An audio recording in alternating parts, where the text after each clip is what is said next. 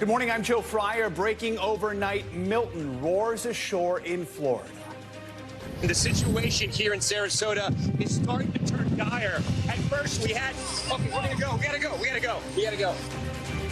That was the scene late last night as Milton slammed into Florida's Gulf Coast near Sarasota. At that moment, it was a Category 3 storm, unleashing heavy winds, flooding rains, and near-record storm surge. The weakened system is now making its way offshore on the other side of Florida, but not before leaving a path of destruction in its wake. Take a look at this. Strong winds caused a crane to collapse onto a building in St. Petersburg, Florida. You can see the hunks of twisted metal and debris covering the road. Milton also spawned a deadly tornado outbreak, triggering 126 warnings in Florida. That's the most ever in a single day for that state. Those strong winds also tore the roof off of Tropicana Field in downtown St. Pete. You can see bits of the roof hanging like streamers now from the rafters. Ahead of the landfall, FEMA put 1,200 search and rescue workers in place, and this morning ground crews are already working to restore electricity to the millions now left without power. We have crews spread out across Florida to bring you the very latest. We're going to begin with NBC News correspondent Marissa Parra, who is in Tampa. Marissa, good morning. Just walk us through it. What was it like at the height of the storm, and what are you seeing now that Milton has cleared out? Joe, a massive difference. If you were watching last night as that storm was really at its peak, I mean, there were times where those wind gusts were making it difficult to stand upright, and we weren't even in the thick of it because, as we've talked about, that debris posing such a danger to anyone that was in the middle of those winds, and that is a big reason why we saw first responders in several different counties suspending their emergency operations throughout the state along the Gulf Coast because it simply was not safe, because we talked about that debris left over from Helene, which could pose as a deadly lethal projectile. So we were sheltered. We even had two walls. We're talking about concrete walls flanking us on either side. And even then we could feel those wind gusts, the really, really heavy rain downpour, which we know was a 1 in 1,000 year rain event. And that is something, of course, I got from our Bill Cairns. But we were seeing that ourselves. We were seeing the water pooling on the ground all around us. My rain jacket is actually still wet from last night. It hasn't had a chance to dry out. But as you can see right now, very calm. And this is when people are very tempted to go out into the streets to see the damage. And we caution everyone against that, Joe. There's a reason why counties and sheriff's offices are saying, please stay put, because what we are seeing from social videos posted, especially by those first responders, there are a lot of downed trees and, most importantly, downed power lines, which is why millions are without power. But that poses a massive risk. You don't want to be driving over that. So please wait, stay put. First responders are still working to make sure those streets are clear before you go and scope out the damage. Exactly. Joe? And we just heard that message from the mayor, Jane Castor, who says residents should stay inside until city officials can go out and assess the damage, saying the region did suffer extensive damage, noting high tide also coming in right now. Marissa, let's talk about Bayshore Boulevard. This is a street that runs along the bay, a spot that's prone to flooding. You know it well. During Helene, the water came in pretty fast. How are things there now? Do we know? So, Joe, this is one of those things where it's a little difficult because I am not able to be there and show you myself. From all reports, though, that we've gotten, it doesn't look like it was the same type of event that we've had before, at least when I've been on with you. I know many times I have been there, Bayshore Boulevard, showing you the flooding, which during Helene got quite high, especially some of those homes. We saw the water start to get into those homes, creeping in. But this time it actually looked like there was a different event. And I'm excited and eager to talk to our meteorologist to really understand the idea of the bay water being sucked out of the Tampa Bay. That is something I'm hearing from people on the ground, including the folks at Tampa Bay or Tampa General Hospital. This is the hospital right there in the center of Davis Islands, right there in the middle of Tampa, that had the fortified walls, aqua fence, if you will. I asked them overnight, how did aqua fence hold up? They said, well, we didn't have a problem because the water actually had receded and then eventually came back out. So still trying to get a full sense of how high the water got once it did go back into the bay, Joe, but certainly nothing like what we've seen in some of the more recent hurricanes. All right, Marissa, we know you'll be updating us throughout the day and throughout the morning. Thank you so much. Let's talk more about Milton's impact with Venice Public Information Officer Lorraine Anderson. Venice is right on the water. It's about 15 miles south of where the eye of Milton came ashore, so the impact there expected to be even greater. Lorraine, thanks so much for joining us. Just tell us, what did you experience last night? What's the situation like right now in your city? Thank you for having us. Well, as expected, we have widespread power and cellular outages throughout our city. We have trees down, we have debris in the streets, flooded roadways, typical of this sort of thing. Again, what we're telling people is please do not leave to check out what's going on. Just because the winds have died down doesn't mean that walking outside or driving is safe, kind of the opposite of that. Did you hear any reports of any rescues or anyone who needed assistance during the heart of this? We have not, but our TFIT teams are out now and, assessing. They're fantastic. During our last storm in Helene, they were doing rescues. So I'm sure, they're out looking at those same areas to see if anybody needs that kind of service. Do you have an idea of just how high the water got, how high the storm surge was in your city? I don't have that information yet. I know that there was some flash flooding last night. There's a lot of videos out there of it rushing in. It seemed to have receded quite a bit, which we're grateful for. Do you have a sense of just how many people did evacuate and heed those serious warnings that were put out in the days leading up to the hurricane? We're really grateful for our community that did evacuate. We were out last night kind of assessing, and the roads were pretty empty, and it didn't look like people were around, and that's excellent. So we're really appreciative for our community for heeding that call and evacuating when they were directed to do so. What is your main message to people this morning who are, as you mentioned, maybe going to be tempted to go out to scope out the damage? Maybe there's people who actually evacuated more inland and they want to come and see how's their house doing, how's their property. What would you say to those folks? Sure. I mean, we understand that. It's a natural curiosity to look and see what's damaged. You certainly want to, check out your home and see what has happened. But please, it's just not safe out there. There are so many dangers. There's a lot of dangers that haven't been identified yet because, we're not at full light out yet. So please just stay put. We're going to provide messaging on social media, photos and videos for you to look at to see what's going on. So it's just safer to stay put, stay home. Moving forward, what are your top priorities and your top concerns today? Do you feel like you do have enough support right now from the from the federal government to deal with what you're going to be dealing with today? It's early for that. We're just going to have to get out there and see the extent of what's been flooded, any kind of damage. We do have a long way to go. So we're just at the forefront of that. All right, Lorraine Anderson will continue to check in with you at the City of Venice. Thank you so much for your time this morning. Thank you for having me. Let's bring in NBC News correspondent Priscilla Thompson, who's in Orlando, which is, of course, in the center of Florida. They, too, felt the effects of Milton. Priscilla, good morning. So we saw about half of Florida, 67 counties, had some type of evacuation order in place last night when Milton hit. Where you are, Orange County, those orders really just focused on flood-prone areas. A lot of folks might have even evacuated to the Orlando area. What was it like there, and what are you seeing now? Yeah, Joe, and we did encounter some residents who came from St. Petersburg and some of those areas that were on the coast into Orlando. And it does appear that people heeded those warnings. There were 1,500 people in shelters throughout this area, and hotels were 75 to 90% full. We have to remember here, this is a tourism destination. You have Disney and Universal here. Both of those major theme parks closed early, and we know that there were some tourists who were hunkered down in hotels and things like that in that area. I will tell you, what we're seeing here right now is the rain has almost completely stopped. The wind gusts have stopped, but that was certainly not the case overnight when the rain was coming down heavy. We clocked wind gusts of up to 81 miles per hour out in Daytona Beach, about an hour from here. And we also know that there are some rescue crews who were out this morning in this county in the Winter Park Edgewater area actually doing high water rescues. And that was the real threat here, the flooding, that they were going to see potentially up to 14 inches of rain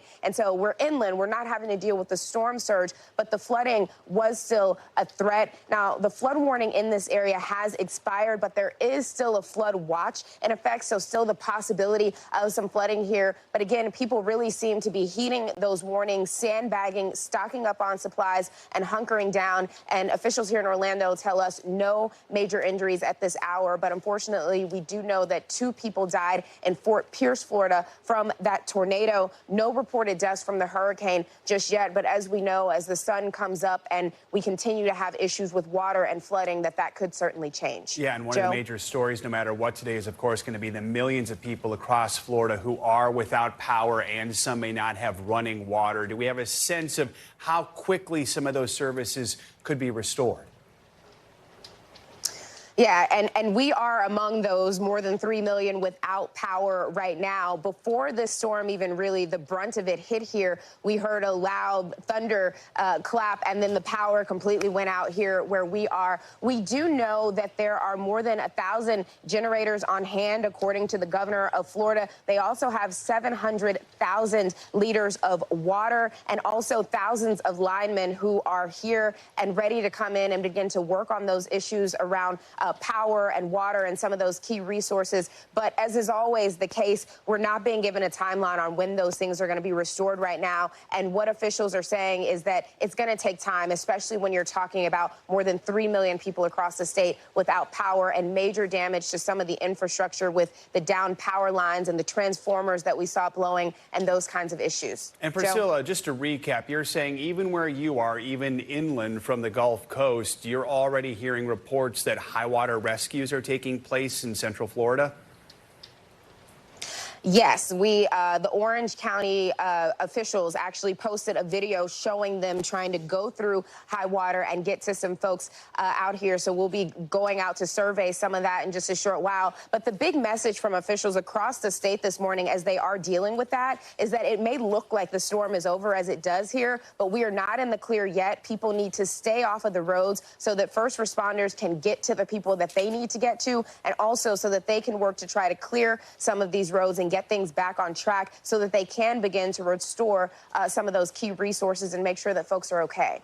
Priscilla Thompson in Orlando. Priscilla, thank you so much, and we'll check back in for more updates later on in the hour. For now, let's bring in meteorologist Angie Lassman, who has on the forecast. Angie, good morning. Good morning, Joe. We've got a Category 1 hurricane that happened earlier this morning, so some weakening expected. The good news is this system has just cruised pretty quick across the state of Florida because it's got a forward speed of 18 miles per hour. So it's already out over the Atlantic waters, the center of it at least, but we've still got some of these rain bands working through. We've still got some gusty winds that we're going to have to contend with on parts of the east coast of Florida, specifically the central east coast.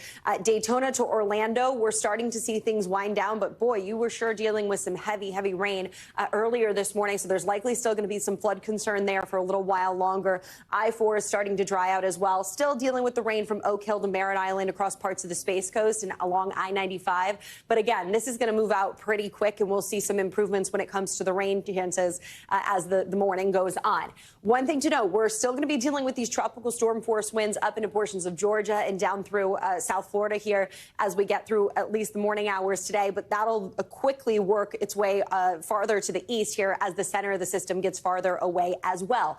In the meantime, Melbourne, look at that wind gust, 78 miles per hour. So again, we're still seeing some of those strong winds. We likely are going to see additional power outages, additional downed trees from this. Orlando, about 50 miles per hour. We've got mid 60s for Daytona Beach, and still, you know, a bit of a breeze on the west coast of Florida as well, even down towards West Palm Beach. We're talking 40 mile per hour winds right now.